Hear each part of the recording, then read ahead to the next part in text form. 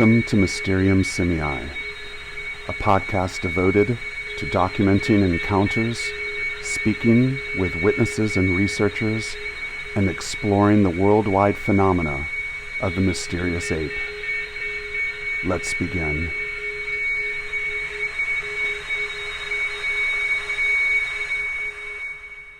My encounter began on a warm summer's night in 1985 after I went to go see Bryan Adams with my best friend at Cal Expo outside Sacramento. I was 23 years old and had just finished college and was going to work at one of the major ski runs up in Tahoe that season with my friend. My friend Kathy and I had gone to Texas A&M, and we both decided to work the slopes as instructors for the coming season and see then what life had in store. We were carefree, fun-loving, and had no idea that this night would change everything. Kathy and I were staying about an hour and a half north of Sacramento in Volcanoville at our family cabin.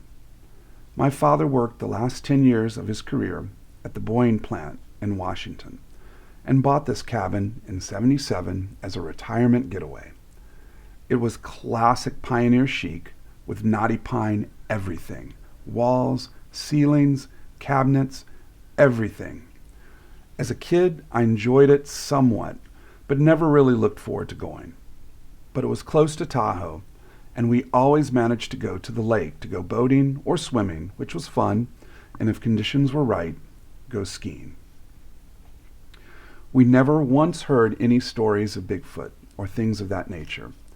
Just to show you what I mean, when my girlfriend Kathy and I arrived in June of that year to stay for the summer, there had just recently been a bust of someone growing pot on their property, and that was all the excitement this community could handle. If there had been stories of Bigfoot, we would have certainly heard it through the local gossip mill. Stories of lost miners' gold and such are really what is told around the area and is what Volcanoville is known for. We left the concert and went to a friend's house nearby for an hour before making the trek back. The drive is wonderful, but does become tedious past Georgetown. In the nighttime, you are apt to see plenty of deer, fox, and a few times in my life, I have seen black bear.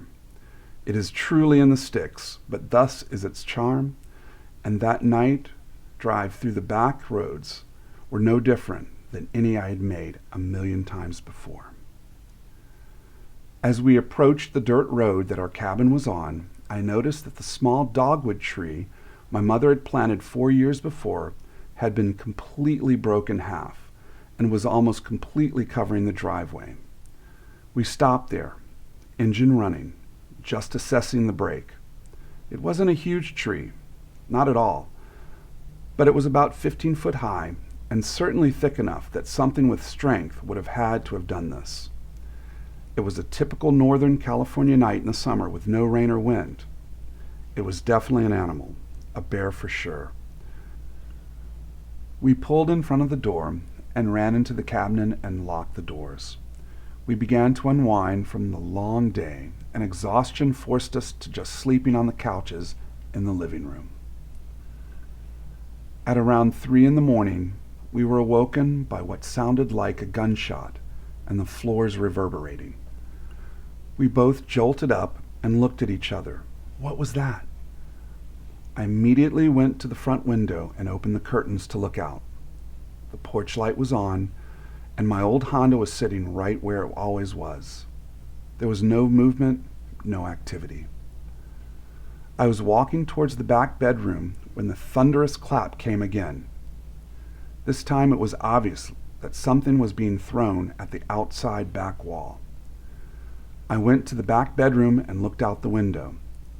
We didn't have a backlight, but the front house light cast into part of the backyard, and I scanned up and down. Nothing. Kathy and I sat on the bed for an hour scanning the backyard through the window to no avail.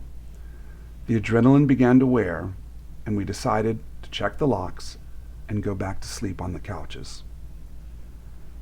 The next morning we got up and went out back to see what happened. There were no logs or stones, but there were mud smears on the far end of the house near the breaker box. I called my father and told him what happened. He surmised that a black bear was possibly investigating the breaker box and was being territorial. He tied that into the tree being broken in half somewhat up the trunk as well. That thought alone was a little unsettling, but when you stay in this area, that actually is something you have to live with. I wasn't too concerned, as my experience with black bears had them running away at full speed the moment a human or a car came around. We continued our day, running small errands, cutting the broken dogwood, and dragging it to the fence. We then headed to Auburn for wings and beer. Our trip back was uneventful, as was our evening watching a movie on the couches, which had become our de facto beds. But the next morning was just as alarming as the night before. I parked my old Honda Accord in front of the house, religiously in front of the door, and I mean 10 feet away. When I went into the kitchen to make coffee that morning, I looked out the window, and my car had been turned almost 90 degrees. I sat there, stunned, and I thought to myself, what the hell is going on? I woke Kathy up, and we went outside to look. I opened the door and looked in. I thought that someone must have tried to steal the car and was trying to roll it away. I checked the steering wheel, and it was locked. I came over to the right side and could see that the tires had left staggering drag marks on the ground. Something had pushed the car at the front and turned it. We were now convinced it was a bear, but we had heard nothing during the night. We looked for prints, but the gravel was hard, and there were just drag marks and scuffing. Concern was beginning to creep in. I called my father again, and he agreed that it might be time to inform the authorities of a bear present. He said he would get information and contact me tomorrow. I think I also mentally noted that the forest around us was quiet, but again, not even thinking of Bigfoot, this didn't make a huge impression on me. We spent the rest of the afternoon a little uneased until the evening when we decided to go out and eat again to get our minds off the strange happenings at the cabin. We could have never known what was awaiting us upon our return. After eating, we drove back to the cabin without issue. As we turned into the driveway, Kathy excitedly asked, "Who is that?" Our driveway is about the length of 2 basketball courts, and just outside the headlight shine, we saw a figure just standing there in front of the cabin. I could see the cabin and the porch light backlit this figure, so we could see someone standing upright, really tall and slender, like a basketball player. I slowly edged forward, and the figure came into view. At first, it looked like a tall person, wearing a brown raincoat and slickers as the headlight shined on its surface. As we slowly inched forward, you could see it was an oilish sheen of hair on the body, all over the body. When we were about 50 feet away, the figure began raising its long arms like it was doing the wave, like you would see in the stadiums that they do at sports games. As a matter of fact, and this will sound somewhat derogatory, but the face of this figure did look somewhat Hispanic or Asian. It had matted hair on top, and it was waving its arms up and down furiously. The face actually was human-looking. The skin was brown, and the eyes were either slanted or it was squinting at the headlight shine. Our windows were open, and this thing just stood there continuing to wave its arms up and down. It was obviously agitated. It wasn't super huge or muscular, but it was tall. I did notice breasts and nipples on this figure. And here's the weird thing, it was making pig snarls and snorts. It was almost humorous, but they were really loud, and it was obvious, again, that this thing was really agitated. This figure was not super huge or muscular, but it was tall. My father is around 6'2", and it was easily taller than he was. As we sat there and fear was beginning to take a hold, this creature stepped over and picked a rock up about the size of a baseball, and took a couple of steps forward and did an old-timey underhand throw like you see fast-pitch softball pitchers make, and threw a rock right at us. Again, we were 50 feet away from this thing, and the rock came hurling as fast as you can believe and hit my car right in the front grille. Well, that was it. We began screaming, and I put the stick shift in reverse, and I tore back down the driveway, skidded into the road, and I took off. Kathy and I were beside ourselves in fear. We drove as fast as we could to the small fire department down the road.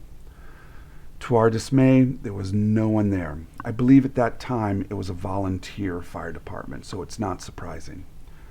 So we continued down the road to a local campground that had a payphone, and we called the police.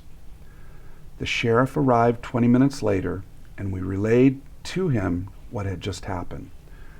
We still were not even thinking this was a Bigfoot, as this figure had such a human-like face. But as we described the situation and what we saw, the sheriff remarked, "It sounded like a Bigfoot sighting to me." He followed us back to our cabin and down the driveway. We showed him where the creature had stood. We showed him the dent in the front grille, and we looked for prints or anything that might have indicated what we had seen. The sheriff took a report and told us it was probably kids playing a joke to scare us. Word may have gotten around that 2 young women were staying here and that we were being set up with a prank. He looked around the house and in the tree line, but to no avail. We talked more and agreed that we would not be staying here for the night again.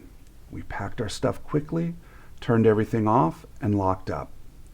We all left, and Kathy and I drove back down to Sacramento to stay with our friend, of which we did for the next 2 weeks until we went to Tahoe to start work. After all that had happened, my father was in agreement with the sheriff. 2 impressionable young women out in the wilderness, so to speak, were fair game to pranks and hoaxes. But Kathy and I were resolute.